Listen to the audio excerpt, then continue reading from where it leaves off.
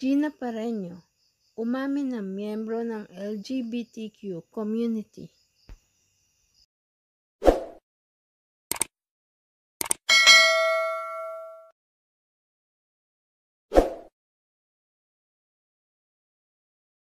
Buong pusong inamin ng veteranang aktres na si Gina Pareño na siya ay miyembro ng LGBTQ community.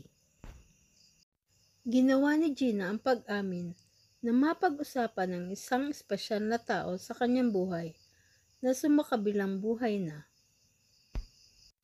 Ang pagkumpirma ay nangyari sa interview ni OG Diaz. Kaya mo bang aminin na miyembro ka ng LGBTQ? Oo. Biglang, hindi pa tapos yung linya. Hindi pa tapos yung linya. Oo, bakit? Problema? Tsaka nagmamahal ako ng tapat.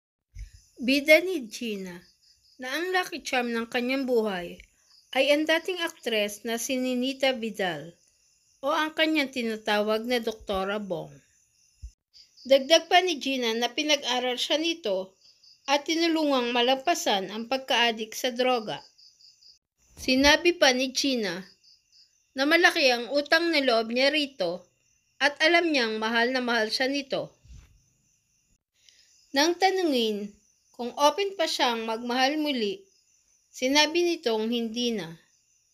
Paano kayo nakita ni Doc Bo?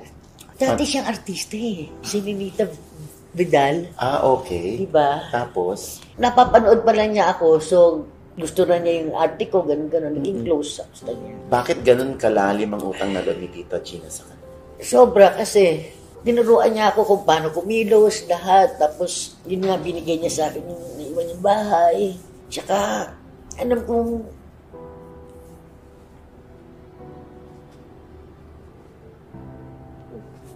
mahal ako. Grabe yung pagmamahal mo dahil sinabi mo nga sa akin, nako, Ochi, mawala ng lahat ito sa akin, maibalik lang sa akin si Doktora Bo. Yun yung sinabi mo, yung mawala na lahat ng ang mga ari-arian, yung mga material na nakapaligid sa akin. Oo. Pero, gusto ko lang mabalik si siyempre wala na, di ba? Wala na siya.